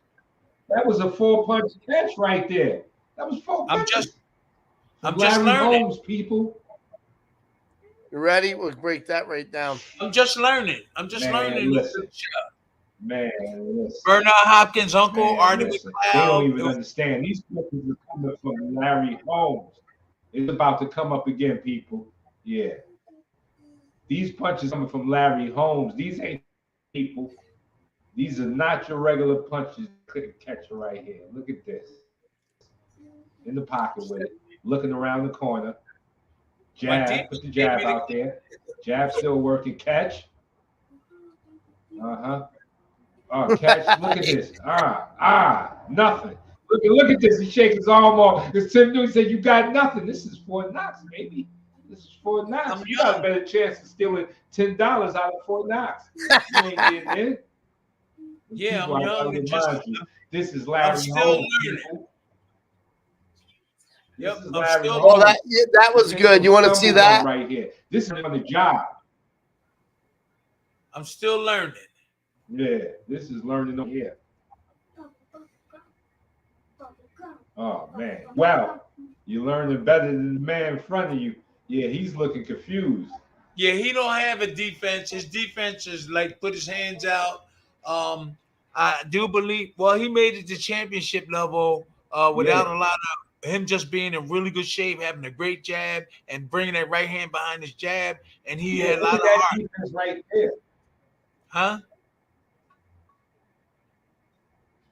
Well, you just threw the hook and he just put his hands out. He got no defense. He just put his hands out to the hook and just, I don't know what that was. Look real quick, Lemon Kid. And he's walking. Well, do you see Larry on the back foot? He's walking down. Y'all don't hear me. Look at this. Yes, we do. Look at these catches. Y'all don't hear me. And he's laughing at him. See, when you got defense, you can laugh. That's right. You can smile at defense. I'm young. Yeah, I'm young. Coming forward. Look at the right best hand way. coming. The best way to defend the uppercut. Listen, the best way to defend the uppercut is to stay out of range. That is, go ahead, keep going. That is one way. You stay out of range. That's smart. Lemon Kid said that. All right, come on. That's me walking them down because I got a good defense. I'm confident. Something that Crawford probably could have used. Look at me just stepping walking because I know I'm relaxed. I ain't got to move around a lot. I know when the punch is coming. Yeah. I can block 2 or 3 punches. Mm-hmm. 2 of the 3 that's thrown at me, or all 3 at the same time. Not at the same time. Yeah. But Larry Holmes has got a jab and a right hand, and he got a big heart. He will fight you to the end. He'll get off the canvas and try and knock you out. That's what Larry Holmes had. But I had better skills than him. He had a really beautiful jab. Yeah. A good jab. I didn't get hit that much from it. Yeah, and here it is. I only got 13 fights, professional. 13 fights. This is my third. I only been fighting like almost 3 years, 2.5 years, and I'm fighting one of the greatest boxers in boxing history. Look, I wear Hold on, look at that. You just like your hand out like you was nothing. I fought him in 83. Oh, you want to see it back? All right, you got it. Yeah, I fought him in 83, and I was an amateur. I was an amateur at 1979, and I fought him in 83. Yeah, it was fun. I had fun. Yeah, can you explain this walk away right here? My defense. Yeah, bring it back. Yeah, bring it back. No, that's when I was defense. Yeah, that was defense walk away. That was my confidence. My defense. When I walked away from him, I said, "Is that him?" Is that Larry Holmes? Is that all he got? That's why I did that. Look, I didn't that's all he got. That's what I was like, oh, let's go. That's Slim over there to the left. That's Eddie Aliano. He's the best. He's one of the best cutmans in boxing history. And that's Aaron Snowell, who was the second, who Slim. That's Slim with the hat. Huh? Slim got the hat on? Yeah, Slim. He was the best. Slim is to the left of me, telling me. All right. He did some stuff before the fight. He made them cut the glove. That's Slim to the left. He was a badass middleweight or light heavyweight, and everybody respected him.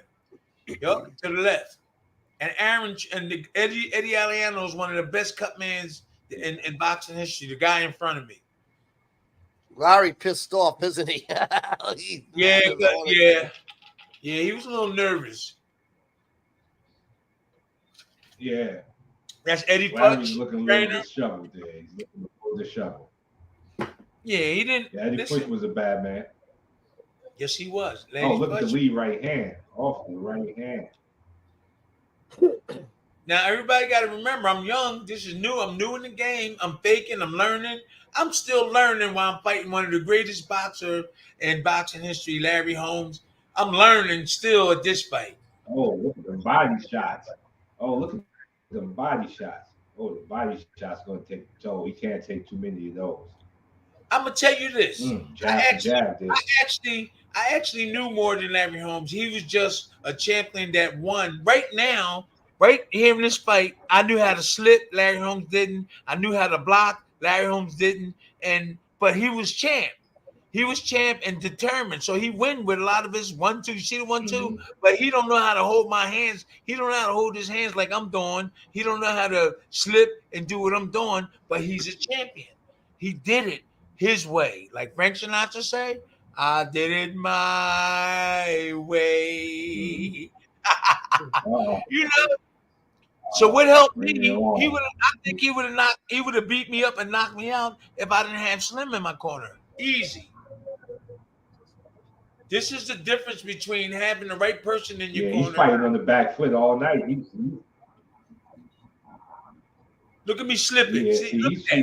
But his right hand works better when he's coming forward.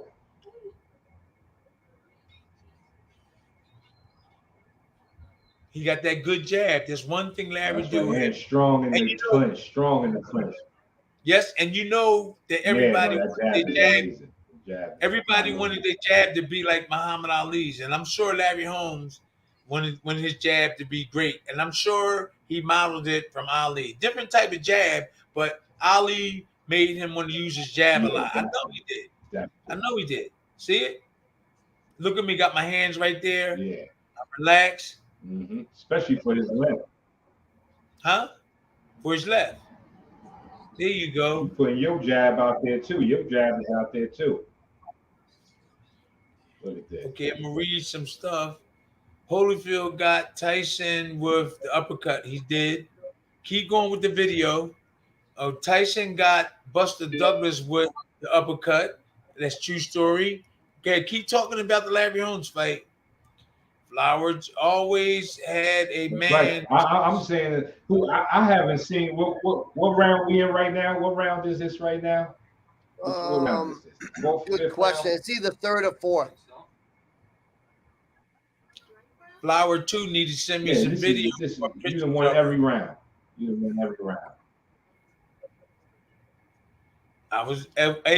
man, I'm having fun. Decision I ever saw. That's a fact. I was having fun. We got 3 rounds up already. This is 3 rounds. I was having fun. I was having fun, like I'm telling you. I was having fun. Mike Weaver's just got finished fighting. That 9th round. He lost to Michael Dokes. What's that? You want to go right to the 9th round? I was going to the 9th round. So that's Mike Weaver's. He lost I think to that's what round right here. Okay, this is the last round. But Slim told me that if I don't pick it up, here you go. Yeah, they're gonna here we take go. the I'm gonna fight. get it right to the last round.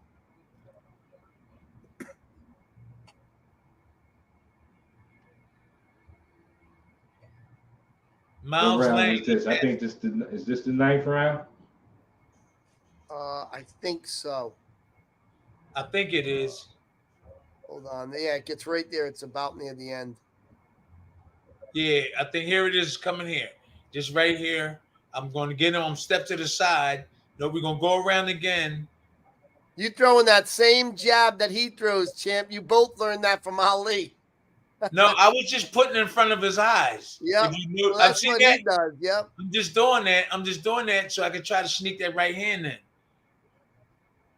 Okay, how many seconds left on this?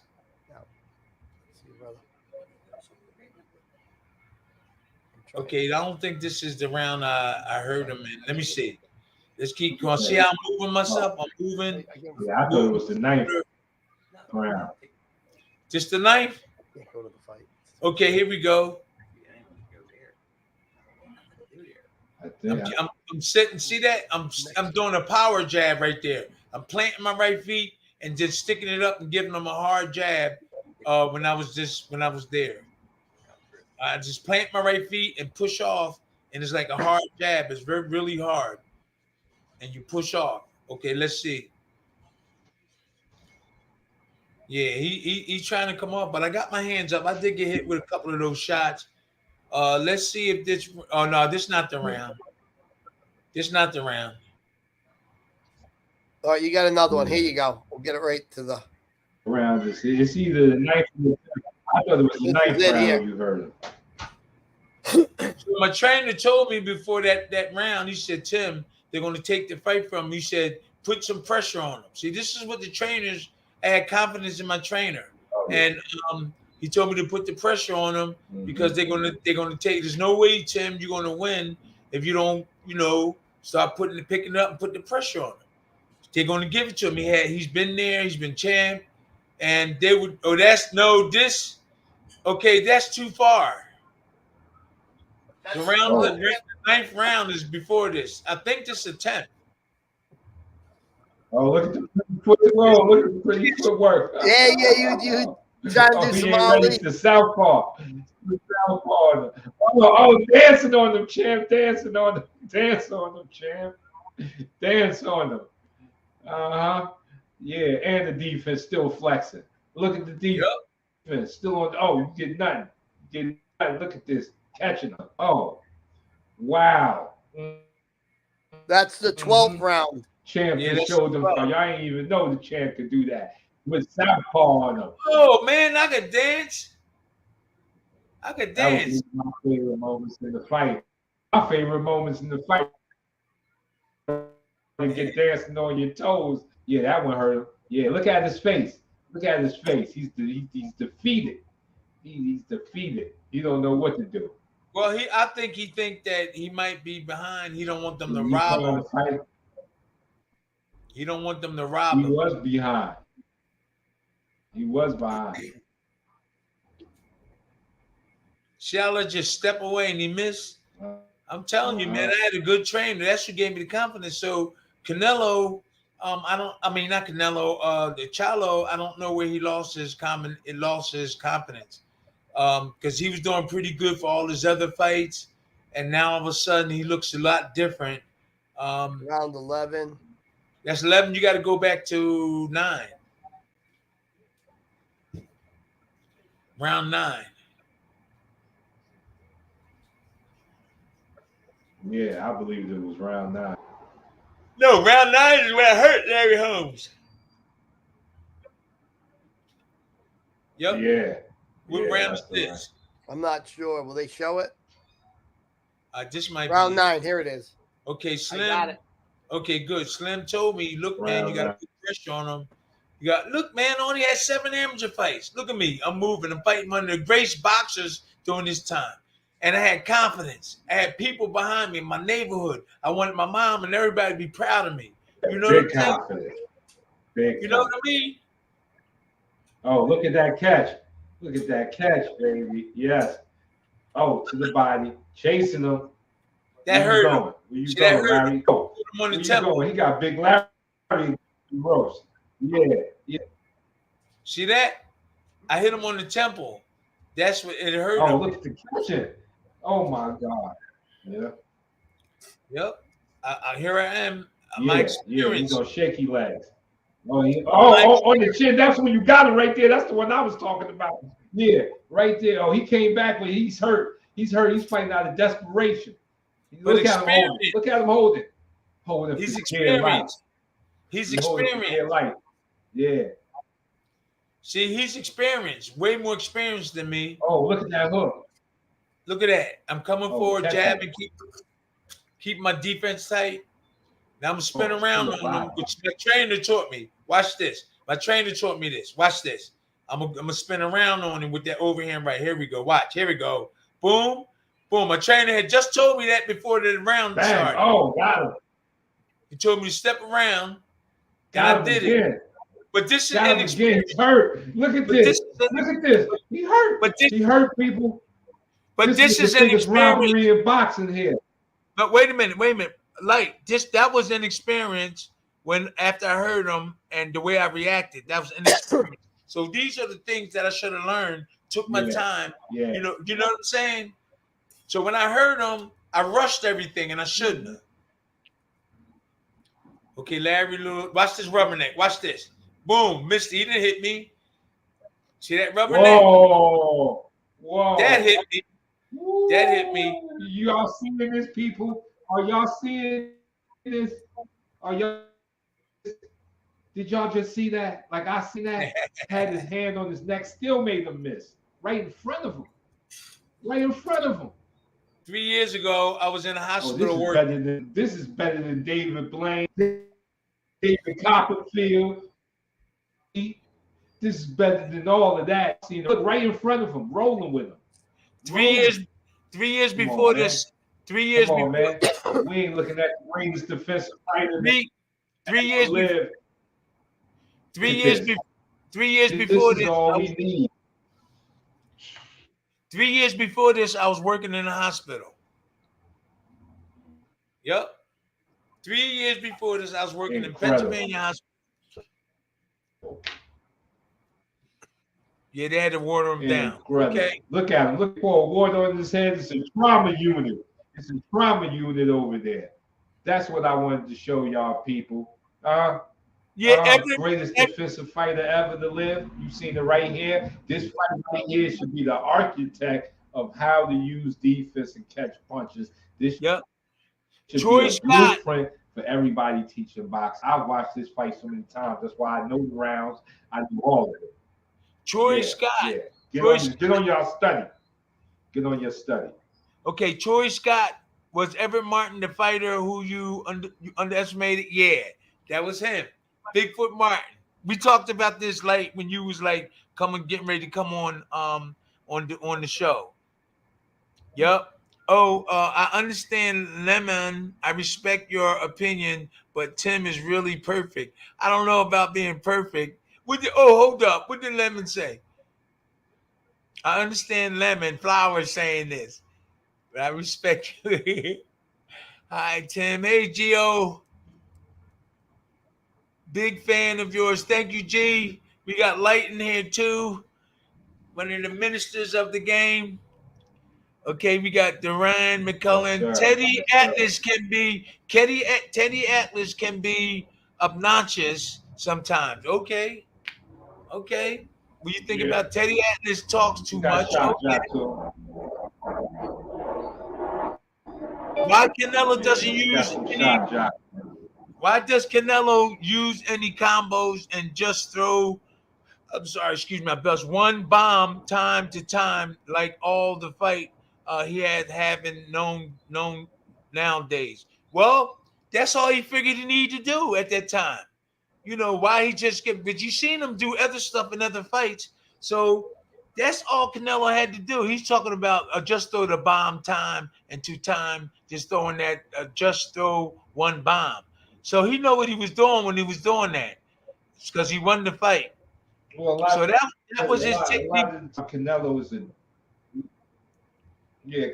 a lumberjack. He likes to break you down. Chuck Mazer, sorry you're late. Okay, we've been on there for almost 2 hours. We're getting ready to leave. I'm getting ready to leave in like 10 minutes. Yeah, maybe 2 hours. Like I said, our show is hot and burning. Who's the best? Salvador Sanchez, Julio Cesar Chavez, Oscar De La Hoya, Canelo, David Benavidez, or Andy Ruiz Jr. and Andy Ruiz Wright. You know what? My opinion, then, like, you can take it. I think they all a bunch of good boxers. You know, they all a bunch of good boxers. They don't even got Camacho. Do they got Camacho in there? Yeah, they don't even got Camacho in there. There's a lot of other Hispanic boxers that were really good. We can probably have a show just on who's the best or who was the best, and then have another show on who was the best. This fighter, black American. Go through like the Mexican fighters. Yeah, yeah, that'd be nice. Yeah. That'll be a good spin. That'll be a good spin. Got to do that. What's up, Talk Rob? about bring back some of these old fighters too. We got Rob from information Texas. on the Joe Gang. You can't compare those two. Salvatore Sanchez. Listen, you can't compare those two. Salvatore Sanchez, Canelo, Roberto Duran, and Roman. It says laughing. He's laughing. You can't compare those to Salvatore Sanchez. Okay, no. They Sanchez and Roberto Duran are, to me, in my opinion, on a higher level. But those guys are really excellent boxers too. He's talking about Sanchez, Chavez, Canelo. They on their level, but they still really good boxers too. You know what I mean? Like, yeah. Salvador is a bad man. That's a fact. Salvador is a bad man. Who was it? Salvador Sanchez. Yeah, he was bad. Yeah. Okay, we got Joe Budka.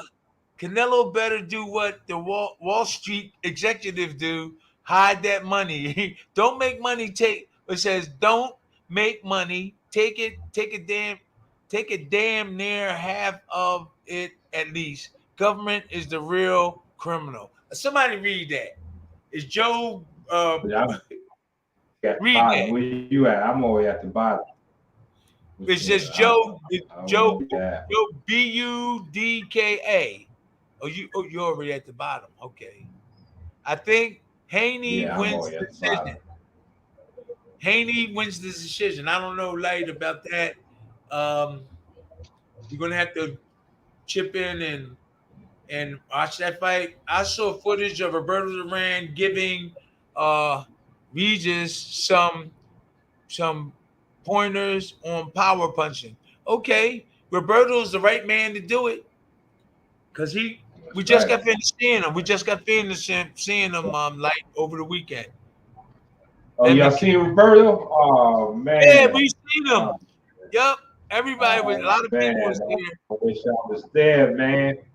To see Roberto Duran and Shannon Briggs. Yep. Oh, Shannon the Cannon.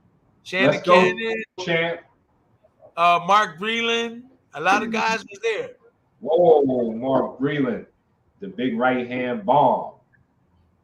Okay, here we go. Tim against Larry's jab. How did you deal with it? You are a master of taking the jab away, but Larry in his prime is a great. Okay, so all I was taught, real quick, and then you can pick it up like real quick. We practiced. We had 4 good sparring partners, had good jabs. We knew Larry had a good jab. We practiced for a month and a half blocking his jab. And that's how you got to do it. Find your opponent's strength and try to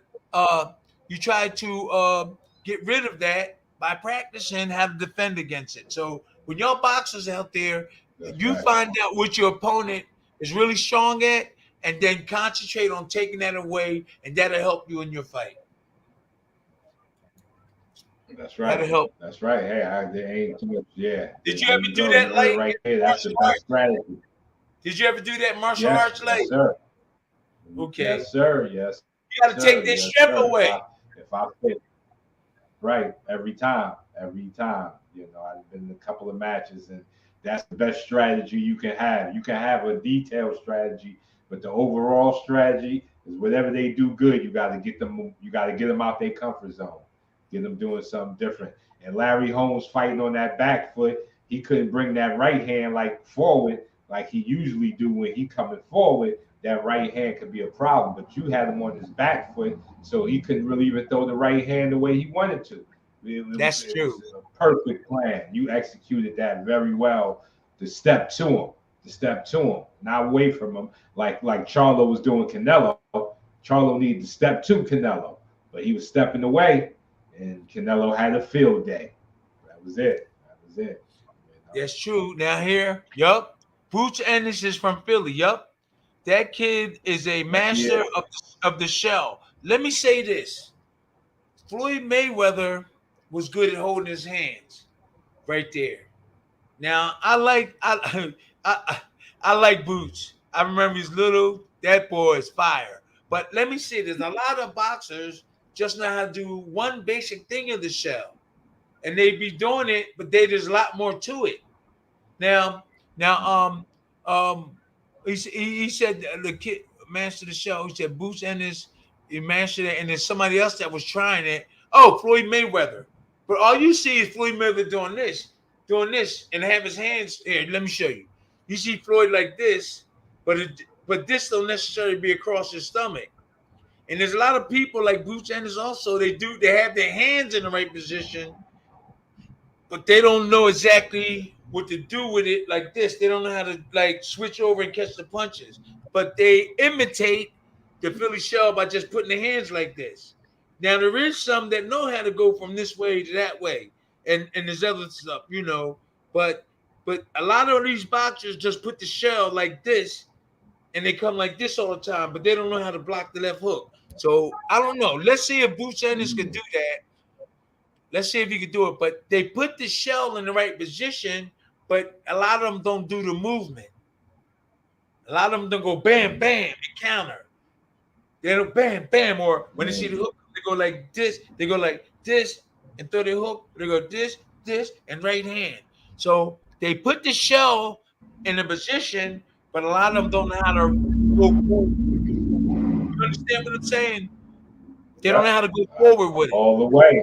You also could jab with it. Yeah, exactly. All right, let's get some more. And touch the body like how you was doing. We got 6 minutes, like. We got six minutes, Dougie Fresh. You're on. Okay. We having a good show. We having a good show. Kenny Ranford said, "Hey Timmy, bitch said Tim almost at 10K subscribers. That's right. The channel is moving up in the world. Tiafimo used the shell and beat Oma with it. Yeah, Tiafimo uses his defense. He's catching. He's on the road. He's on the road. I can say that. You know, he did work with Tim for a second. Probably took some of that stuff that he got from Tim and ran up in there against Josh Taylor because he was really using it against Josh Taylor, and that was nice. I love to see Tiafimo when he's fighting like that. When he's fighting, he's gonna be hard to beat. He catch on real fast. Well, we his people. Huh? Are we down to 7 minutes? No, it's 7 minutes. Talk about how James Toney shut up. I think the difference is you countered with the left hook. You countered with the left hook. He countered with the right hand. What do you think about James Toney, the way he? I was with him over the weekend. We was all together on the weekend at the Jersey Hall of Fame. And I used to see him going like this and just throw the right hand. Everybody used to see him just rolling this way and throwing the right hand to just keep rolling this way. And then one particular fight, I see him roll this way and then he rolled that way. That's the only time I seen him roll to this way because he always rolling like this and throwing the right hand. But I did see him do that and I said, whoa, because you got to roll both ways. The punch is coming this way or that way, you roll with the shoulders. See, and a lot of these boxers don't know it. They don't know how to do that. I've been doing it for a long time, and that's easy. You roll with that and come back with that punch, and if you look pretty. But Tony did the roll this way, and he'll hurt you with that right hand coming back. Oh, and be right in the with you. He did better work when he was leaning right on you. Like when he was leaning on you, he knew how to throw them short chopping punches. And, Yo, he tough. Bree Powell said, indeed, yeah, very tough. Indeed, I'm glad Tio took Tim's advice on defense and cutting out the F.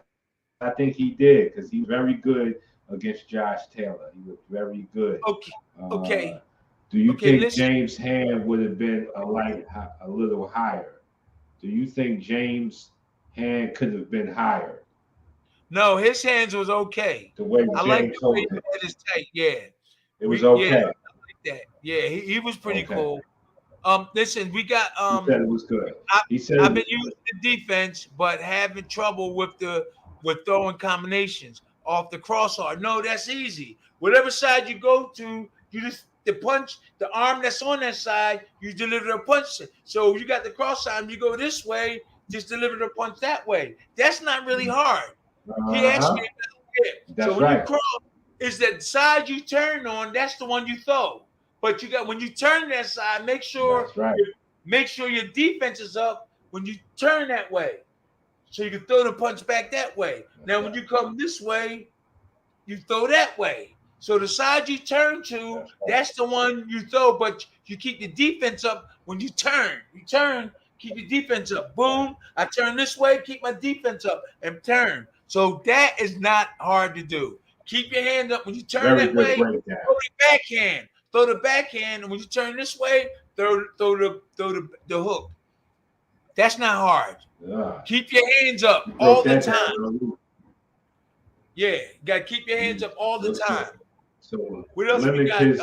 Kid said, so you turn and shoot like a slingshot.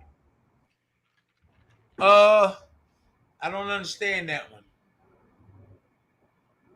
Well, he pretty much they saying once you turn, you let it go slingshot. Okay, I didn't hear what you said. Yeah, bam, let it go. Let it go. That's right. Yep. That's right. And when you turn, make sure your hand is up to block that punch. The side that you turn in, make sure that hand is there to block. So I turn on this side, make sure that hand is up to block. When you turn this way, make sure that hand is up to block. Or this is something that I need to teach you. When you turn, you can bring the hook right over top. The punch will come in. Oh, I was thinking. That's something. So that's that's something that you will have to train with. So as soon as it comes, you start your punch go, and when the punch coming in, you take it, it'll hit your punch and hit this, but your hand will go over top and catch him with the left hook. So it's like this. Boom, bam, boom, bam. So the punch come in and you go over top of his arm and you catch it, but you have to practice. Oh man, game should be sold, not told. Y'all getting free game right here. This is free game. It's 10 o'clock, everybody. It's 10 o'clock. Yes, sir. It's time to go. It's time to wrap this up. We All had right. a great show. Sorry I missed the first half. That's okay, Lyte. That's okay.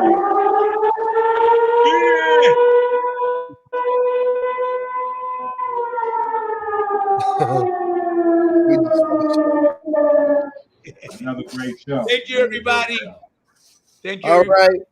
This Glad to have everyone. All right, Champ, take it out. This is Terrible Tim Witherspoon along with Lyte. You can tell them we looking forward every time we post this show to help you, and you don't have to worry about nothing else when you come on the show. Go ahead, Lyte, take them out of here. Well, you already know this is the defensive corner. Self-preservation first. Fight like you love yourself. Hands up, chin down, rumble. Young man rumble. We out. All right. All right. See you guys.